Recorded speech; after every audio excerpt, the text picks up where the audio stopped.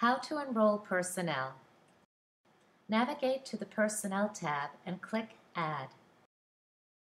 Enter a unique personnel number up to 9 digits long. To enroll a card, click Card Number Internal, then enter the number printed on the card into the text field. To enroll a password, enter a 4 to 6-digit number in the password text field. Select the Personnel's department from the Department drop-down menu. To enroll a fingerprint, click Register, select a finger, press your finger to the enrollment reader 3 times when prompted, and press OK.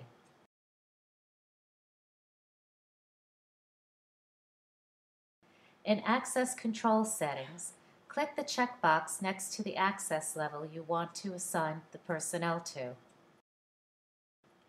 After filling in any additional information, click OK to save and complete.